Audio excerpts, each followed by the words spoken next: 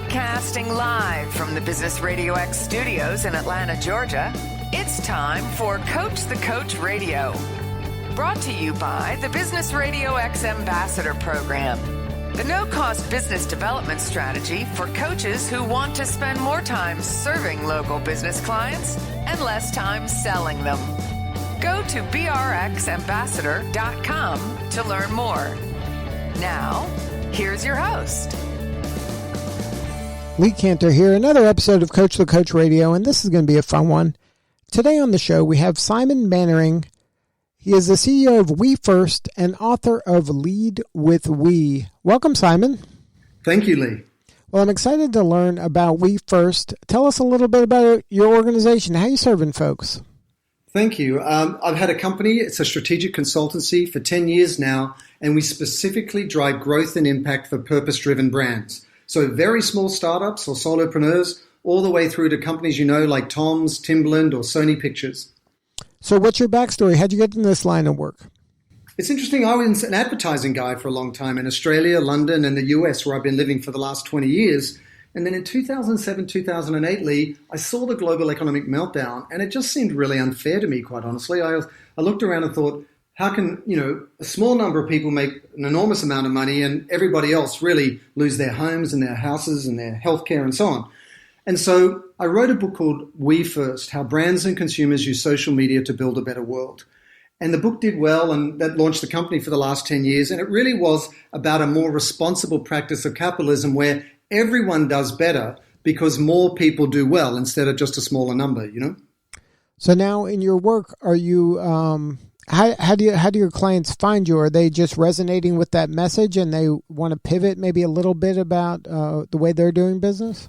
No, absolutely. I mean, 10 years ago, Lee, in all honesty, it was hard to buy a lunch, with somebody and talk about this. They'd be like, oh, isn't it cute that someone like you exists? But now, I mean, as we all know, if you look around, every company is falling over itself talking about its good work.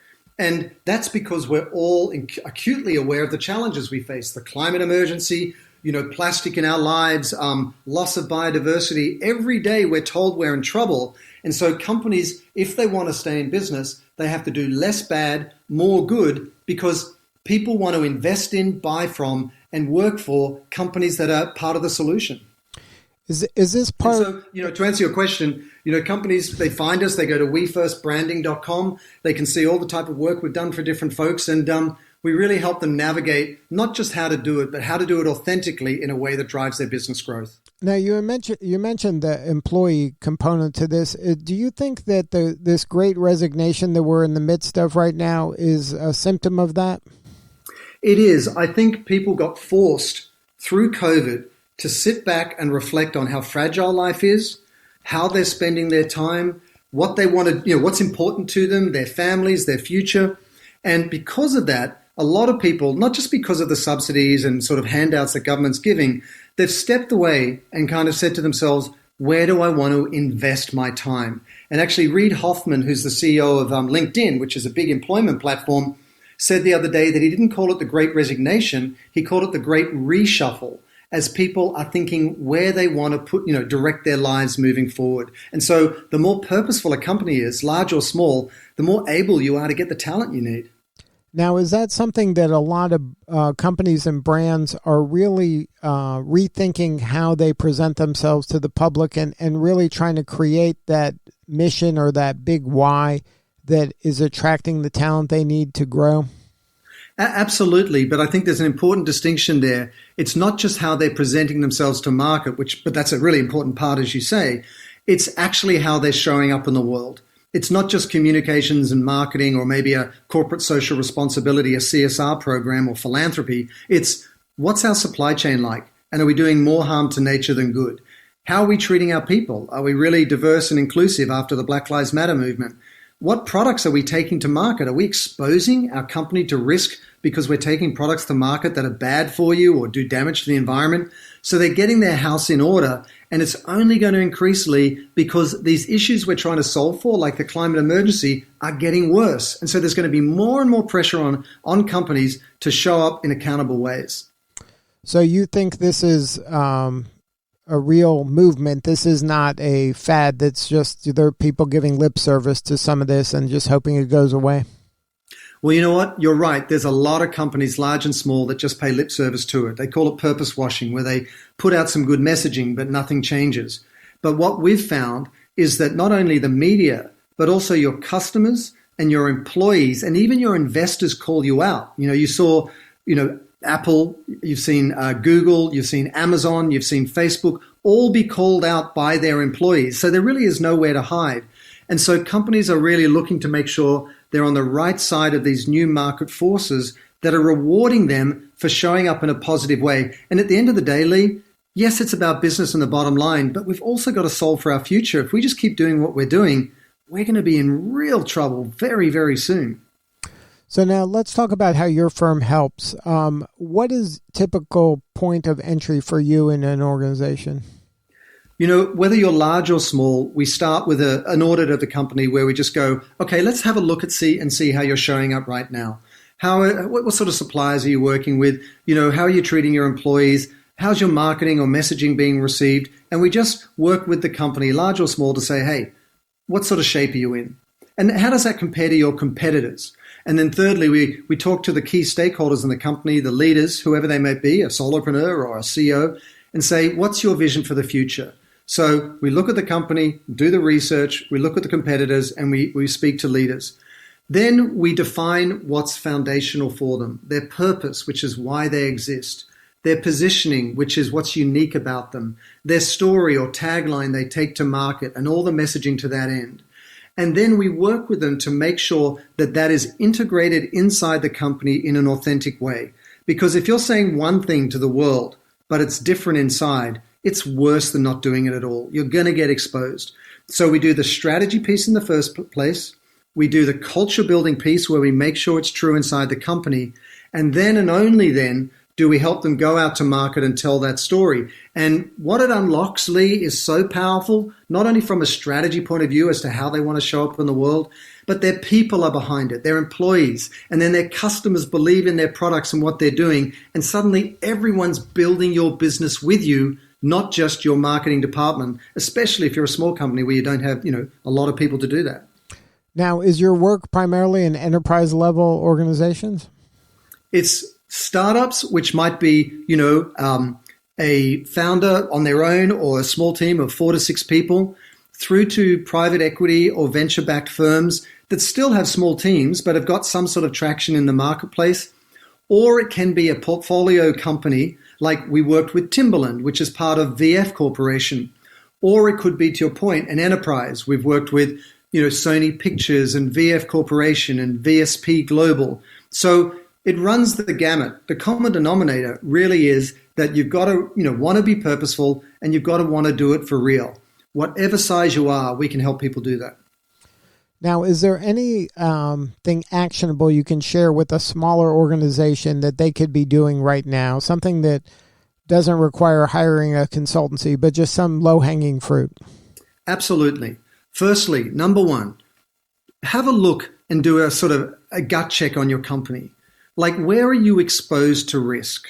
Are there certain suppliers that you think, wow, they're really not responsible with their labor practices, or the materials they're using are really bad? Like, could they get you in trouble? And have a look at your culture in the same way. Are you diverse? But are you inclusive? And have a look at how you're marketing. Are you talking to people? Are you talking at people? Or are you inviting them to join in bringing your purpose to life? So just do a gut check across your business without getting a consultant. And then secondly, once you have that sober assessment, think about what you're going to improve, because there will be things. Every company's got to improve something. But then define your purpose, which is why you exist. It's the foundation for the entire company. Your company and its products are a proof point of that. And how do you do it? Here are 3 questions you can ask yourself. First question, what is your enemy? And by that I mean, what is that thing that you exist to solve? With Uber, it was the bad taxi experience. With Airbnb, it was the homogenous, hotel experience. What's that thing that really rattles you, that you want to solve for so you can play a positive role in the world? Secondly, what are you the only of? There's only one founder like you, one team like yours, one industry like yours at this moment in time. what are you the only of? And then thirdly, when you're at your best, what are you doing? When you crush it, when you have a high-five day where you're just like celebrating and you're like, damn, we rocked it today. What were you doing? So what is your enemy? What are you the only of? And when you're at your best, what are you doing? And when you answer those questions, slowly your purpose will start to emerge. It'll start to be clear because sometimes it's hard to see the label from inside the jar. But when you answer these questions, you externalize it. Now, how do you kind of prioritize? Because like you mentioned earlier, there's a lot going on. Like you can talk about the environment. You can talk about, just labor practices in different parts of the world. And if you're getting goods or from different parts of the world that might not be optimal, for your clientele and your business, how do you decide which is the, which of these priorities do you attack first? Here's what I'd say to that question, because the big challenge for leadership, whether you're a tiny company or a big one today, is you've got so many issues to solve for. Where do you start? It's so overwhelming. I mean, last year and this year, we've had Black Lives Matter, COVID, and the climate emergency. It's just paralyzing. So here's what you need to do.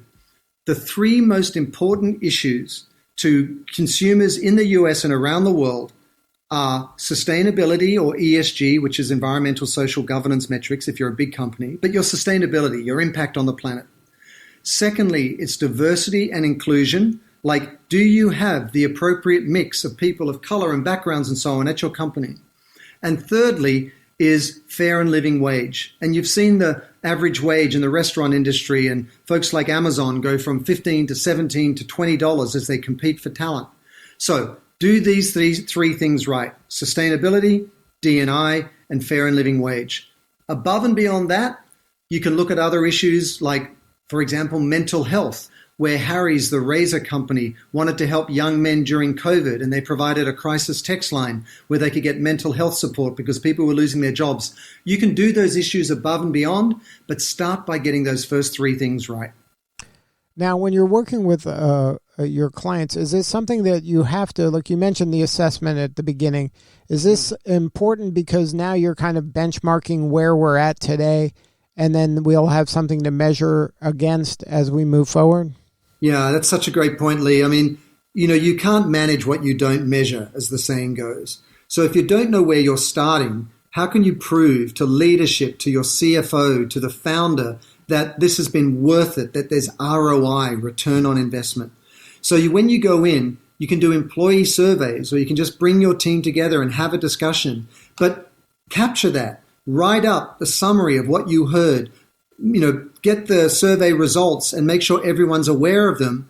Then when you do the purpose work and you bring it to life inside the company and you measure again in 6 months, you'll be shocked. You will have gone from only 15% of employees knowing why the company exists and whether it's meaningful to them to 73%. I mean, you just have to be intentional about it, and it adds enormous value in terms of your reputation, how long you keep your employees, why consumers buy your product, and just that you're defensible in public as more and more people are saying, hey, are you doing bad or are you doing good? Now, a lot of organizations, if you look at their people page on their website, they tend to all look alike. Right. A lot of times the people in leadership, when they attack something like diversity, they don't consider the leadership group as the place they're starting with. They start further down the chain. And then that's kind of the last group that gets kind of under the microscope. How do you advise those kind of folks? Because the optics of that, to me, are just, it looks like you're saying one thing and doing another. No, it's very, very true. And, it's funny, I'm not to generalize, but a lot of the true diversity in companies happens way down the bottom of the organization at the operator level or the line workers and so on. And what you really need is in the leadership level, in the boardroom and managers and so on. The good news is the industry is on point about this. It is waking up, all industries, I mean. There is so much expectation after the Black Lives Matter movement. So what can you do to start that dialogue? I think what you need to do, Lee, is to look at the research. You need to look at it and say, hey, the business case is that if you have a more diverse and inclusive company and board, it delivers more ideas, greater returns on investment, greater return to shareholders, and just really make the business case. Now, does that mean you kick people out? No, but as they actually cycle through the process, or you can expand your board to have more people of color, more women, and it will only add value to the bottom line of your business. But no one's going to listen unless the business case is there. So that's where you got to start.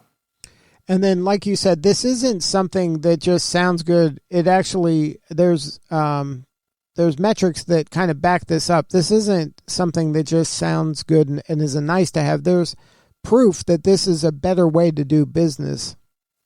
Absolutely. Absolutely. You know, business has no tolerance or time for something that doesn't deliver bottom line value. And sadly, but also in a good way, we're now at a point where our future is so compromised by all these issues, social inequities, you know, racial bias, as well as the climate and other things, that companies are getting rewarded for making these changes. They're getting penalized by not making those changes. So it actually is a risk to a company now to have a dozen old white guys sitting on a board decade after decade. And you don't want to expose the company to that risk. You're not responsible to your shareholders, and nor are you enabling a good future for the company. And so you look at the research, the business case is there. We are now at a moment in time where companies and their bottom line are being rewarded for showing up differently. And when you think about it, in the next decade, the majority of the population in the US will be people of color and from multicultural backgrounds. You know, we need to reflect the reality of the country that we live in.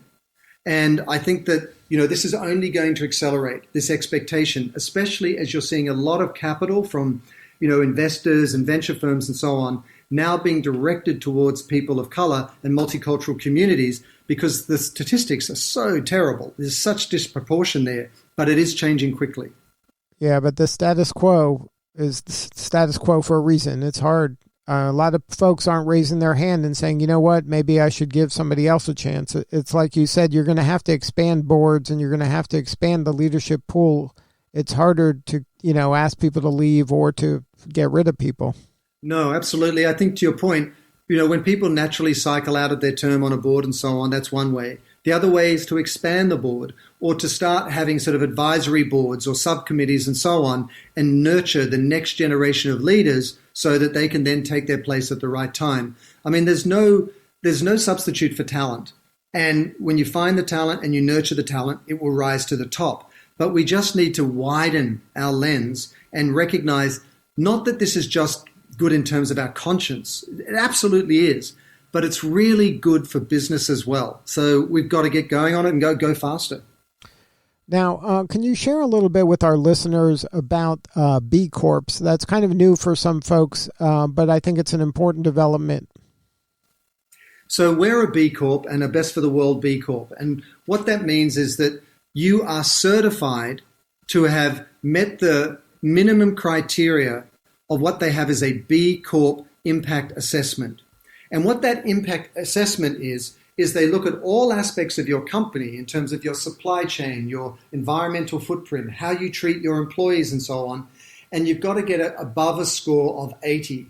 Now, by B Corp, what I mean is benefit corporation, much like a C Corp or an S Corp, which, every company in the US and around, well, in the US at least, is either a B Corp or a S Corp or a C Corp. So a B Corp is a third type of legal entity, and it gets incorporated into your articles of incorporation at the company. And basically, it allows you to take your values and how you want to show up in the world and build it into the company articles, and it holds you accountable so that every 2 years, you've got to be reassessed and make sure you meet that minimum threshold. Why is that valuable? Well, firstly, it makes sure that you're really showing up in a meaningful way across the board. But secondly, when you get B Corp certified and you can put that stamp on your company, people instantly look at it and say, wow, this is a company that's showing up responsibly in the world in terms of its supply chain, its people, its products, its marketing. And increasingly, especially with younger demos like millennials and Gen Z, they want to buy from companies that are showing up that way. So it's a really, really powerful shorthand way to hold yourself accountable, but then take that to market in a way that's going to benefit your business. So, you can always go to blabs or bcorporation.net and you can find out all the details there. So now this Lead with We movement that seems to be happening, or we're encouraging it to happen more often. What is kind of your biggest success story that you've seen for companies embracing it? Oh, there's so many, Lee. There's so many. I'm going to throw a few quick at you in rapid fire. The largest retailer in the world, Walmart, has announced Project Gigaton, where they're partnering in a we sense with their suppliers all over the world, massive supply chain, all the things that Walmart sells, to pull a gigaton of greenhouse gas emissions out of the air, carbon out of the air. Another example, here in California, a smaller company, 30-year-old outdoor apparel company called Prana, they thought they wanted to get plastic out of their, the way they ship their products to retailers. So they developed a new folding system that means you didn't need the plastic. And in 1 year, they took out 10 million plastic bags from their supply chain. They thought, what if we opened that up to other people? And they've now got 105 brands involved. So just on the math, 10 million bags at Prana times 100 other companies. And those other companies may be exponentially more. That's real impact. Or another example, in the B2B world, which sometimes people think, they don't have to be purposeful because they don't have to face consumers. You've got companies like Interface, which developed a carbon assessment tool called EC3 that they've now shared for free with the entire built industry, the whole building industry, which is one of the biggest polluters on the planet, so that they could all assess the carbon impact of what they were doing so they can reduce it. So all of this is to say that it's companies working with competitors or other, companies and other industries to level up those industries. It's companies working to get plastic and carbon out of their supply chain to make their reputations defensible in public. It's companies developing new tools and technologies and products to do less bad and more good. Why? So consumers buy more of their stuff because they feel good about buying those products. So, there are so many examples, but the fundamental presumption, Lee, is that we're in this together. We are all suffering from the climate crisis, the same way we're all suffering from COVID, and we're going to have to solve it together. So it's not us against them. It's not profit for profit's sake, but let's start with our purpose. Let's work with others. Let's level up our industry. Let's make better products. And in turn, customers, consumers, employees will build our businesses with us. Well, if somebody wants to learn more about the movement and get a hold of the book, or maybe get a hold of you or in your team, is there a website? Yeah, if you're interested in consulting with WeFirst, it's wefirstbranding.com, wefirstbranding.com. But today's a very, very special day because my new book called Lead with We, which lays out a step-by-step blueprint for how any company of any size can actually drive growth while also solving for these issues. It's out tomorrow on Amazon, or you can go to leadwithwe.com, Amazon or leadwithwe.com, and grab it. It will show you exactly what to do. All our 10 years of experience is laid out for you in a plan. Plus, give it to someone in business who would benefit, because the more of us that do this, the better future we'll have. Well, Simon, thank you so much for sharing your story today. You're doing important work, and we appreciate you. Thanks so much, Lee. Thanks to your listeners. All right, this is Lee Cantor. We'll see you all next time on Coach the Coach Radio.